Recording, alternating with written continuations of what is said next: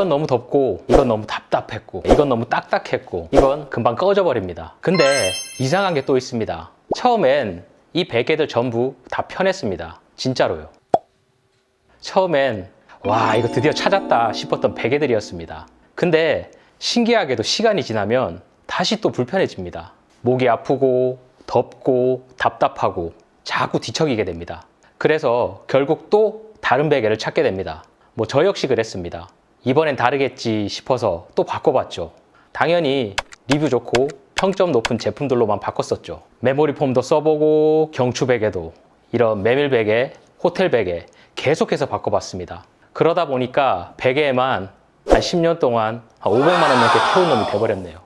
이제는 쌓아둘 데도 없어서 그냥 버리는 지경까지 왔습니다.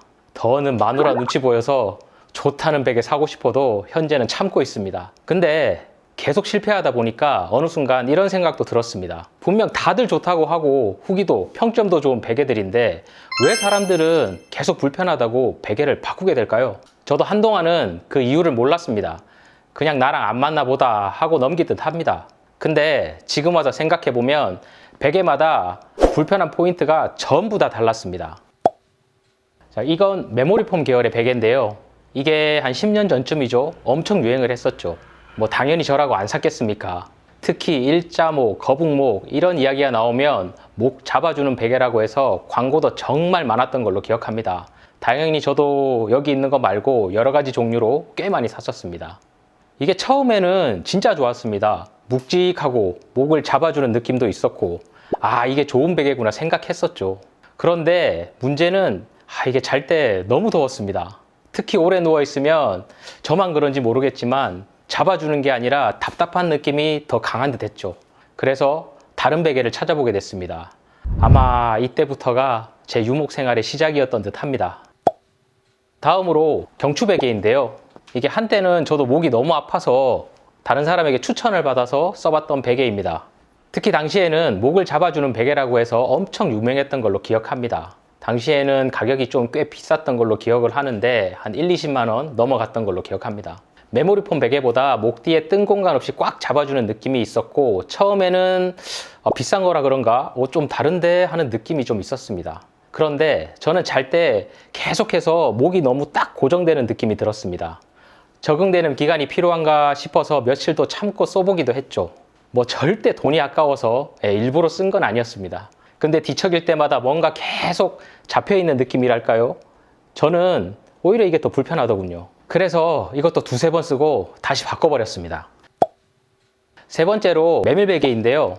메밀베개는 뭐 이런 편백 들어간 것도 있고, 뭐 원한 대로 메밀이 들어있는 베개도 있습니다. 어릴 때 할머니 집 가면 항상 이런 베개가 있었던 걸로 기억을 합니다. 예전부터 여름에 뭐 시원한 베개라고 해서 많이들 썼었죠. 저 역시 열이 많은 체질이다 보니까 한번 써보게 됐습니다. 높낮이 조절이야 이 메밀량으로 조절할 수 있으니 상관은 없는데, 이게 보시다시피 생각보다 작아서 자다 보면 베개를 안 베고 있는 경우가 많더라고요. 특히 들리실지 모르겠는데 이 사각거리는 소리가 잠을 잘 때 은근히 방해가 되더라고요. 그래서 저는 오래 못 썼는데 저희 와이프는 오히려 이걸 좋아합니다. 지금 이 꾸질꾸질한 거 보시면 알겠지만 실제 와이프가 쓰고 있는 베개입니다. 역시 베개는 사람마다 정말 다른 것 같습니다. 마지막으로 이 베개인데요. 좀 지저분하죠. 이게 실제 어제 제가 사용한 베개입니다. 처음 호텔 베개란 걸 알게 된 게 신혼여행 때였던 것 같습니다. 처음으로 5성급 호텔에서 잡았는데, 야, 이거 진짜 편하다 하고 느낌이 들어서 체크아웃 할 때 직원 붙잡고 이거 어느 브랜드냐고 물어서 똑같은 걸 사기도 했었죠. 호텔 베개는 대부분 아시겠지만 이 푹신함이 너무 좋습니다. 특히나 가격도 뭐 구스만 아니라면 부담도 적고 어느 자세로 누워도 편한 베개죠. 근데 이게 문제가 사용해 보시면 알겠지만 금방 숨이 죽습니다. 처음 샀을 때 빵빵함이 시간이 지나면 점점 낮아지고 꺼집니다. 이게 서서히 낮아지다 보니까 이게 몸을 적응을 한 건지 아니면 낮아진 건지 금방 알아채지 못하겠더라고요. 그러다 어느 순간에 목이 좀 뻐근한데 이런 느낌이 오는 날이 옵니다. 그러다 결국 저처럼 이 베개를 접어서 자는 날이 오게 됩니다. 그러다 이거 또 다른 베개 없나? 또 찾게 되죠. 근데 계속 이렇게 바꾸다 보니까 이제는 무작정 좋다는 베개를 사기보다는 조금씩 제 몸에 맞춰보기 시작했습니다. 호텔 베개가 너무 낮으면 수건을 넣어보고 너무 높으면 솜을 빼보기도 하고 이렇게 두 개를 겹쳐서 자보기도 했습니다. 이런 메밀 베개는 충전재를 빼보기도 하고 다른 종류의 충전재를 넣어보기도 했습니다. 경추 베개는 이 적응 기간이 필요한가 싶어서 며칠 더 참고 써보기도 했습니다. 예전에는 무조건 좋다는 베개 찾기만 했던 것 같은데 계속 실패하다 보니까 이제는 내가 어떤 느낌을 싫어하는 사람인가 그걸 먼저 보게 되더라고요. 이제서야 저는 너무 목을 강하게 잡아주거나 덥고 답답한 느낌이 잘 안 맞는 사람이었다는 걸 알게 되었습니다.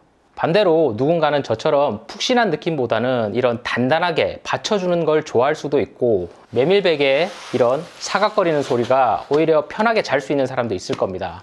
결국 베개는 죄가 없습니다. 베개가 좋고 나쁜 게 아니라 내 몸에 어떤 불편함을 싫어하는지 그걸 먼저 아는 게 더 중요한 것 같습니다. 저도 그걸 몰라서 10년 넘게 베개 유목민 생활을 하면서 500만 원이나 넘게 써봤으니까요. 예전에는 리뷰도 많고 유명한 베개만 보면 이번엔 다르겠지 생각하면서 계속 바꿨던 것 같습니다. 근데 계속 실패하다 보니까 이제는 무조건 유명한 베개보다는 지금 내가 뭐가 불편한 사람인가 그걸 먼저 보게 되더라고요. 지금 쓰는 베개는 뭐가 불편한 건지 생각보다 잘 모르시는 경우가 많습니다. 내가 목이 아픈 건지 더워서 그런 건지 베개가 꺼져서 그런 건지 헷갈리실 겁니다. 그래서 제가 500만 원 날려가며 몸으로 겪고 정리한 실패 없는 베개 선택 가이드를 직관적으로 정리해 두었습니다. 지금 쓰는 베개가 불편한데 다음에 어떤 베개로 갈아탈지 감이 안 오시는 분들은 아래 댓글창 링크에서 편하게 받아가세요. 돈 안 받습니다. 더는 저처럼 엄한데 돈 버리지 마세요. 그리고 여러분은 어떤 베개가 제일 불편했는지도 댓글로 남겨주세요.